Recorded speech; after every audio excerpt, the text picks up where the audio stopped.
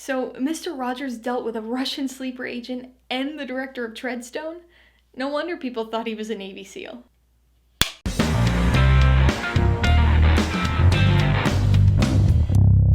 Hey everybody, welcome to Mainely Movies. Today, I'm going to be talking about the 2019 drama, A Beautiful Day in the Neighborhood. If you're new here, please consider subscribing for a variety of movie-related content like reviews, rank lists, and trailer reactions.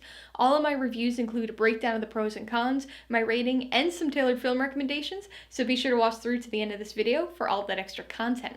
A Beautiful Day in the Neighborhood stars Tom Hanks, Matthew Rhys, and Susan Kelechi Watson, and was directed by Marielle Heller. It tells the story of journalist Lloyd Vogel, played by Matthew Rhys, and based on the real-life Tom Junod, who gets assigned to write a profile of Fred Rogers, played by Tom Hanks. Over the course of their many meetings, Lloyd learns just how applicable Mr. Rogers' messages can be. A Beautiful Day in the Neighborhood was not at all what I expected, but it still managed to be what I wanted. Going into this movie, I anticipated something more along the lines of a traditional biopic. Maybe not an exploration of Mr. Rogers' whole life, but at least tackling his later years with the subplot of a journalist writing an article serving as the framework for telling that story. But that's not at all what this is. This isn't a biopic. It's not even really about Mr. Rogers.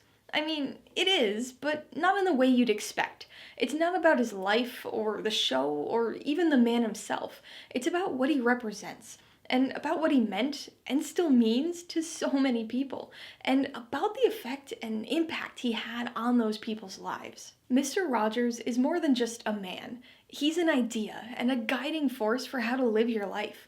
A lot of people have very specific and clear memories of him and his show, so there's certainly a lot of Mr. Rogers nostalgia out there.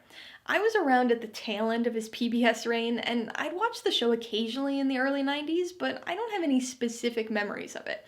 It's more a general positive feeling, this sense of goodness and wholesomeness. And so even though I don't have any direct nostalgia for the show, I can still feel the Mr. Rogers effect, and that's what this movie's about. A Mr. Rogers film, biopic or not, would not work without Mr. Rogers. And Tom Hanks is Mr. Rogers. He doesn't just do a good job imitating him or pretending to be him. He becomes Mr. Rogers.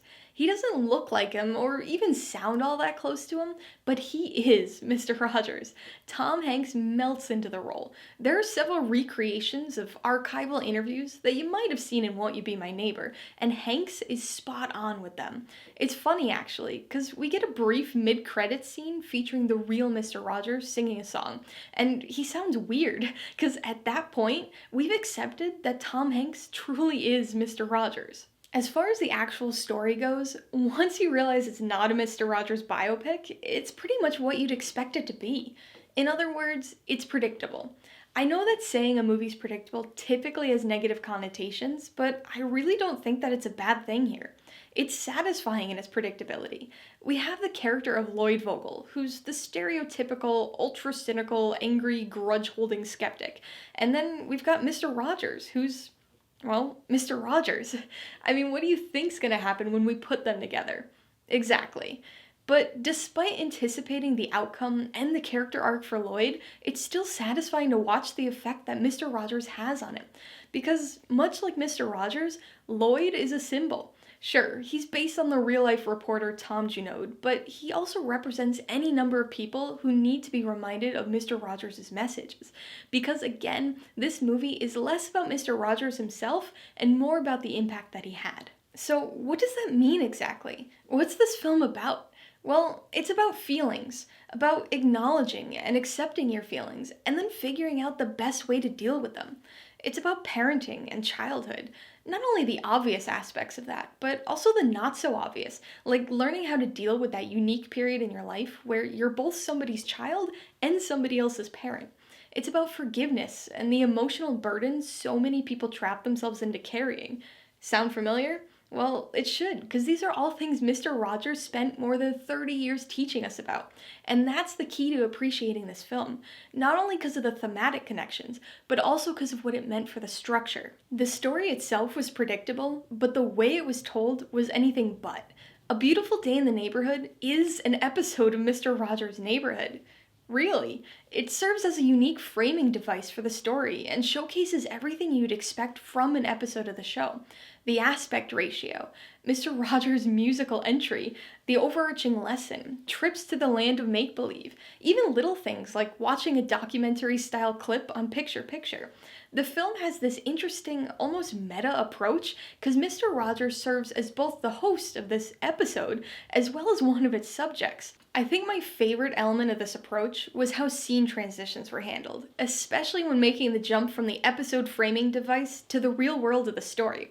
Much like the transitions from Mr. Rogers' house to the land of make-believe involve the trolley and stop-motion miniatures of the neighborhood, we get miniatures here too, just on a much larger scale. Not only do we see the neighborhood, but we get cityscapes of New York City, taxis going across the bridge to New Jersey, and even plane travel, all in that classic Mr. Rogers transition style. Much like Lloyd feels the impact of Mr. Rogers over the course of this film, we experience the effects of his presence too. While never outright stating it, this movie really shows how universal Fred Rogers' messages were.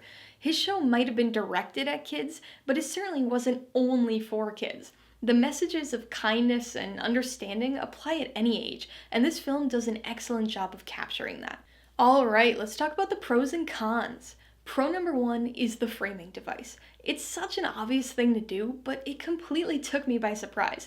I love the idea of turning the film itself into an episode of Mr. Rogers' Neighborhood.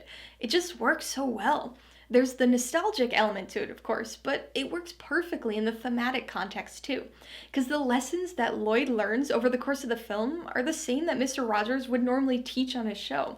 It's a really interesting exercise in the application of his ideas.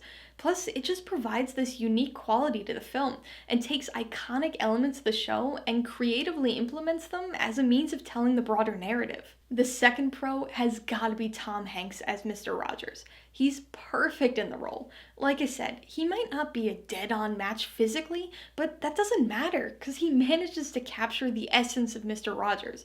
The mannerisms, the speech patterns, the absurd, almost frustratingly positive outlook on life and any situation he found himself in. I really don't think I could imagine any other actor taking on the role of Mr. Rogers, and he just does an absolutely wonderful job with it. As far as cons go, my issues with the film are pretty minimal. I think the only thing I really didn't like much was the use of dream sequences. They were few and far between, so it didn't hamper my enjoyment of the film, but they did seem a bit out of place. They were frequently funny and did attempt to tie into the episode framework, but they just didn't quite work for me. My second con probably can't really be considered a con, but I wish there was more Mr. Rogers in this. Well, Tom Hanks as Mr. Rogers. You know what I mean. I loved just about every scene he was in, and watching his interactions with Lloyd and any of the other characters was so entertaining. Again, I know he wasn't truly the focus of the film, so that's why I'm hesitant to call it a con, but I still would have loved to have had more of him. I'm gonna give A Beautiful Day in the Neighborhood 3.5 out of 5 paws. I actually had a really hard time settling on this rating, and I'm not convinced that this won't end up jumping a little higher for me on rewatch. From a message, style, and overall feeling perspective, this is closer to a 4-paw movie, but the story itself is a bit unremarkable, so it balances out to a high 3.5 for me. I would recommend A Beautiful Day in the Neighborhood to just about anyone. As the film's central thesis implies, Mr. Rogers' message and lessons are applicable to anyone at any stage in their life. If you have any sort of existing connection with Mr. Rogers, then you'll get a nice nostalgic boost. But the angle of this film's story is more mature than Mr. Rogers' Neighborhood, so the movie will likely resonate with just about anyone, even if you have no idea who Mr. Rogers is. If you liked A Beautiful Day in the Neighborhood, I definitely have to recommend Won't You Be My Neighbor. It's a fantastic documentary about Mr. Rogers, which features plenty of archival footage, contemporary interviews, and behind-the-scenes footage of Mr. Rogers' neighborhood. It's incredibly heartwarming and definitely a must-watch film. If you want to see another movie about how writers' focus on a public figure changes their own life, you should check out Julie and Julia. Rather than Mr. Rogers, it's Julia Child, and rather than a journalist, it's a blogger, but the basic gist is similar. Once again, the focus isn't on the celebrity themselves, but rather on the impact that they had on others. If you just want to see, or maybe not see, Tom Hanks portray another real-life person, you should check out Sully. Even though Sullenberger isn't quite as recognizable a figure as Mr. Rogers, Hanks does a great job of disappearing into the role. Alright, a couple questions for you guys. Number 1, have you seen A Beautiful Day in the Neighborhood? If so, what'd you think of it? And number 2, what's your favorite movie that features an interesting framing device for its story? Be sure to leave your answers in the comments below so we can get a discussion going.